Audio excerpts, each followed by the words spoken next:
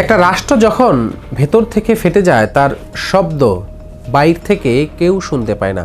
সাম্প্রতিক সময়ে এক অস্ট্রিয়ান কূটনীতিক অর্থনীতিবিদ গুন্তার ফেলিঙ্গার সোশ্যাল মিডিয়ায় এমন মন্তব্য করেছেন, ভারত ভেঙে পড়ার পথে। সামাজিক মাধ্যম এক্সে দেওয়া একটি পোস্টে তিনি ভারতের ধর্ম, জাতি ও ভাষার ভিত্তিতে ভেঙে ফেলার প্রস্তাব দিয়েছেন।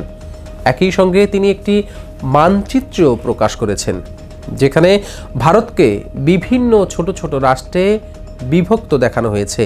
গুন্তার ফেলিঙ্গারের এই পোস্টে যেন ছুড়ে দিয়েছে আগুনের স্ফুলিঙ্গ। ভারত জুড়ে শুরু হয়েছে উত্তাল বিতর্ক। কেউ বলছে এটা পশ্চিমাদের ষড়যন্ত্র, আবার কারো মতে ভারতের ভিতরে লুকানো অস্থিরতা এতটাই তীব্র যে এখন এই দেশ ভাঙনের আভাস স্পষ্ট।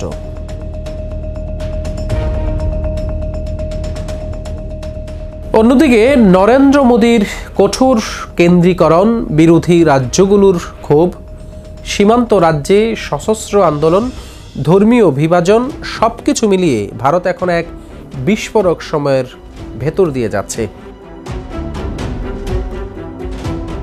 প্রিয় দর্শক, একসময় ব্রিটিশরা উপমহাদেশের মানচিত্র কেটে দিয়েছিল। ভারত, পাকিস্তান, বাংলাদেশ এই বিভাজনের রক্তাক্ত ইতিহাস আমরা জানি। এবার কি ইউরোপের নিজেই নতুন মানচিত্র আকার খেলা শুরু করেছে?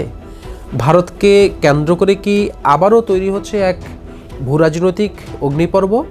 আজকের পুরো আয়োজন জুড়ে থাকবে এসবের বিশ্লেষণ। 1947 সালের ভারত বিভাজন শুধু দুটি দেশের সৃষ্টি করেনি, এটি রেখে গেছে অসংখ্য ক্ষতচিহ্ন। কোটি মানুষের স্থানচ্যুতি, দাঙ্গা, লক্ষ মানুষের মৃত্যু ও ট্র্যাজেডি দেখিয়েছে কিভাবে একটি দেশ ভেতর থেকে ভেঙে যেতে পারে।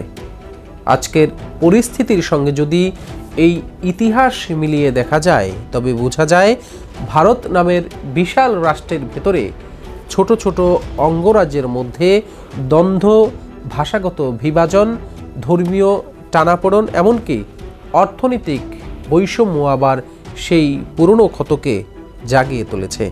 অস্ট্রিয়ান কূটনীতিক ও অর্থনীতিবিদ গুন্থার ফেলিঙ্গারের পোস্ট নিয়ে এখন রীতিমতো তোলপাড় ভারতে। ফেলিঙ্গার ইউরোপিয়ান রাজনৈতিক মহলে অত্যন্ত সুপরিচিত একটি নাম। ফেলিঙ্গার তার পোস্টে উত্তর ভারতের একটি বড় অংশকে খালিস্তান হিসেবে চিহ্নিত করেছেন। এছাড়া তিনি মহারাষ্ট্র, অন্ধ্রপ্রদেশ, বিহার, গুজরাট, পশ্চিমবঙ্গ, উত্তর পূর্বাঞ্চল, কেরালা এবং তামিলনাড়ুকে আলাদা সত্তা হিসেবে উল্লেখ করেছেন। তিনি নরেন্দ্র মোদীকে রাশিয়ার লোক বলে অভিহিত করে বলেছেন, আমরা মুক্ত খালিস্তানের বন্ধু হতে চাই। তিনি আরও দাবি করেন যে তিনি শিখ সম্প্রদায়ের একজনের সঙ্গে আলোচনা করেছেন এবং কিভাবে খালিস্তান স্বাধীনতা অর্জন করতে পারে তা নিয়ে কথা বলেছেন।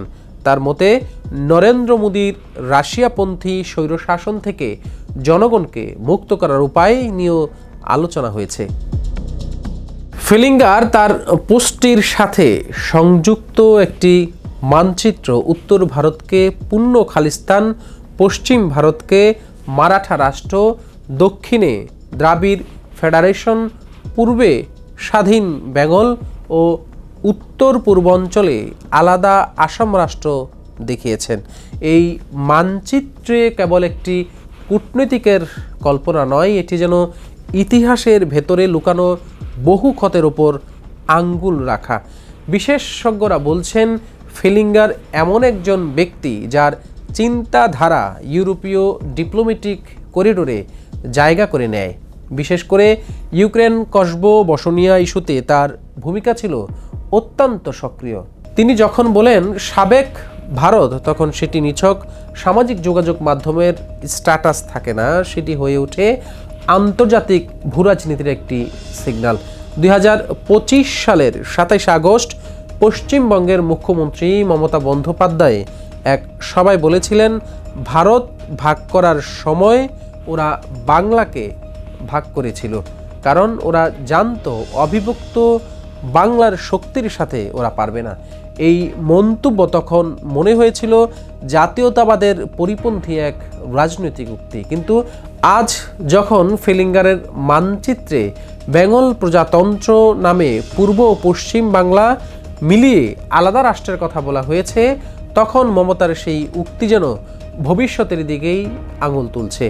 ঐতিহাসিকরা মনে করছেন এটি নিছক কাকতাল নয়, জাতিগত ভিত্তিতে ভারতের বিভাজনের সম্ভাবনা যতই প্রত্যাখ্যান করা হোক, এই মানচিত্র বারবার দেখিয়ে দিচ্ছে ফাটল যেখানে ছিল সেখানেই হাত দেওয়া হচ্ছে। এই মন্তব্যের পর ভারতীয় মিডিয়া ও রাজনৈতিক অঙ্গনে প্রবল প্রতিক্রিয়া দেখা যাচ্ছে। এখন মোদী সরকারের ঘনিষ্ঠ মহল এটিকে ষড়যন্ত্র বলে নাকচ করলেও বিরোধী শিবির বলছে এটি এক বাস্তব সতর্কতা। প্রিয় দর্শক, ভারতে আজ প্রতিটি রাজ্যেই কেন্দ্রের সঙ্গে সম্পর্কে টানাপোড়েন। পাঞ্জাব ও কাশ্মীর, কৃষক আন্দোলন ও বিচ্ছিন্নতাবাদ এবং ধর্মীয় অসন্তোষ, উত্তর পূর্বাঞ্চল, নাগা, মণিপুর, আসাম, জাতিগত দাঙ্গা ও সশস্ত্র বিদ্রোহ, দক্ষিণ ভারত, কর্ণাটক, তামিলনাড়ুতে ভাষা ও সাংস্কৃতিক স্বকীয়তার প্রশ্নে কেন্দ্রের নীতি নিয়ে ক্ষোভ, পশ্চিমবঙ্গ, কেন্দ্রীয় সরকারের সঙ্গে রাজনৈতিক দ্বন্দ্ব প্রতিনিয়ত নতুন মাত্রা নিচ্ছে। মোদী সরকার সবকিছু নিয়ন্ত্রণ আনার চেষ্টা করছে শক্ত হাতে, কিন্তু কেন্দ্রীয় আধিপত্য যতই বাড়ছে ততই বাড়ছে স্থানীয়দের অসন্তোষ। ভারতের ইতিহাসে হিন্দু মুসলিম সম্পর্ক সবসময় ছিল জটিল। সাম্প্রতিক বছরগুলোতে গরু হত্যা, নাগরিকত্ব আইন, কাশ্মীরের বিশেষ মর্যাদা বাতিল, এসব পদক্ষেপ মুসলিম জনগোষ্ঠীর মধ্যে ব্যাপক ক্ষোভ সৃষ্টি করেছে। আর অন্যদিকে হিন্দুত্ববাদী রাজনীতির উত্তর ভারতের রাজ্যগুলোতে উত্থান ঘটলেও দক্ষিণ ও উত্তর পূর্বে এর তীব্র বিরোধিতা দেখা যাচ্ছে। এই ধর্মীয় মেরুকরণ শুধু রাজনীতির মাঠেই সীমাবদ্ধ নয়, এটি সামাজিক বন্ধনকেও টেনে নিয়ে যাচ্ছে ভাঙনের পথে। প্রিয় দর্শক, ফিলিঙ্গারের মন্তব্য কেবল ব্যক্তিগত মত নাকি এর পেছনে বড় কোনো ভূরাজনৈতিক ইঙ্গিত আছে? বিশ্লেষকদের মতে ইউরোপ ও আমেরিকা চায় ভারত যেন চীনের মোকাবেলায় পশ্চিমাদের পাশে থাকে, কিন্তু ভারতের ভেতরের অস্থিরতা যদি বেড়ে যায় তবে এটি তাদের জন্য চাপ সৃষ্টির অস্ত্র হতে পারে। অন্যদিকে রাশিয়া ও চীনও ভারতের ভেতরে ভাঙন চাইতে পারে, যাতে দক্ষিণ এশিয়ায় নতুন ভারসাম্য তৈরি হয়। আর তাই ভারত ভাঙবে কিনা এমন প্রশ্ন বলা যায় এটা শুধু অভ্যন্তরীণ ইস্যু নয়, বরং বৈশ্বিক শক্তির টানাপোড়েনও এর সঙ্গে সংযুক্ত।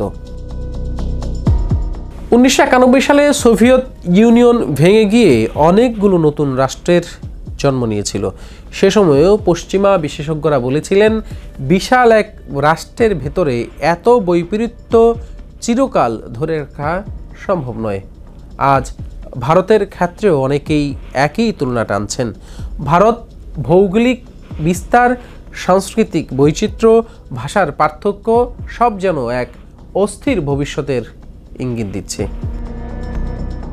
ফিলিঙ্গারের এই মানচিত্র ইতোমধ্যে ছড়িয়ে পড়েছে ভারতের বিভিন্ন বিশ্ববিদ্যালয়ে, এমনকি ইউটিউবে এর রাজনৈতিক চ্যানেলগুলোতে এবং কিছু দক্ষিণপন্থী সন্ন্যাসী সম্প্রদায়ের মধ্যেও। বিভাজনের বীজ যেন ধীরে ধীরে সক্রিয় করা হচ্ছে। ভারতের পররাষ্ট্র মন্ত্রণালয় অবশ্য বলছে ফিলিঙ্গার কোনো সরকারিভাবে স্বীকৃত প্রতিনিধি নন। তাতে অস্ট্রিয়া সরকারের কাছে আমরা আনুষ্ঠানিকভাবে অভিযোগ করব না, তবে গোপনে দিল্লির অভ্যন্তরে চলছে জরুরি বৈঠক। একাধিক গোয়েন্দা সংস্থার রিপোর্ট অনুযায়ী ইউরোপীয় কূটনৈতিক মহলে ভারতের অখণ্ডতা নিয়ে আলোচনা আগেই শুরু হয়েছে। ফিলিঙ্গারের শুধু সেই কথাগুলো প্রকাশ্যে এনেছেন। একজন সিনিয়র আমলা বলছেন পশ্চিমা দেশগুলোর জানে কোথায় চাপ দিতে হয়। এবার তারা ভারতের জাতিগত বৈচিত্র্য মানচিত্র বিষয়ক পুরানো কেসগুলোকে সামনে এনে সেটা করছে। সাবেক ভারত শব্দ দুটি যেন কাঁপিয়ে দিয়েছে নরেন্দ্র মোদীর মেরুদণ্ড। এটি কেবল একটি দেশ ভেঙে ফেলার প্রস্তাব নয়, বরং এক ঐতিহাসিক প্রতিশোধেরও ইঙ্গিত। যখন পশ্চিমা কূটনীতি ভারতের মানচিত্র নিয়ে বিতর্ক ছড়াচ্ছে, তখন চীন দৃশ্যপটের বাইরে থেকে পরিস্থিতি পর্যবেক্ষণ করছে। চীনের এক রাষ্ট্রায়ত্ত পত্রিকা লিখেছে এটি ভারতের অভ্যন্তরীণ বিষয়, তবে জাতিগত অধিকার নিশ্চিত করা উচিত। চীন কাশ্মীর ও অরুণাচল ইস্যুতে ভারতের বিরুদ্ধে আগে থেকেই অবস্থান নিয়েছে। এখন তাদের কৌশল হতে পারে, ভারত যখন বিভক্ত হবে তখন আমরা লাভের ভাগীদার হব। চীন এক ধরনের স্ট্র্যাটেজিক প্যাশন্স অনুসরণ করছে, যেখানে তারা প্রকাশ্যে কিছু বলছে না, কিন্তু নৈপথ্যে তথ্য সংগ্রহে অ্যালগরিদম বিশ্লেষণ, কূটনৈতিক প্রস্তুতি নিচ্ছে। প্রিয় দর্শক, ভারত কি ভেঙে যাচ্ছে? এমন প্রশ্নের উত্তর আজ নিশ্চিতভাবে কেউ দিতে পারবে না। তবে ফেলিঙ্গারের মতে বিশ্লেষকরা যে সতর্কতা দিয়েছেন তা একেবারেই উড়িয়ে দেওয়া যায় না। একদিকে মোদী সরকারের কেন্দ্রীকরণ, অন্যদিকে আঞ্চলিক বিদ্রোহ, ধর্মীয় মেরুকরণ ও অর্থনৈতিক বৈষম্য, সবকিছু মিলে ভারতকে ঠেলে দেওয়া হচ্ছে এক অনিশ্চিত ভবিষ্যতের দিকে। সম্ভবত ইতিহাস আবারও প্রশ্ন তুলছে, একটি রাষ্ট্র কতটা বৈচিত্র্য নিয়ে টিকে থাকতে পারে। আজ এ পর্যন্তই। আগামীতে অন্য কোনো আলোচনা নিয়ে আপনাদের সামনে আবারও হাজির হব। আল্লাহ হাফেজ।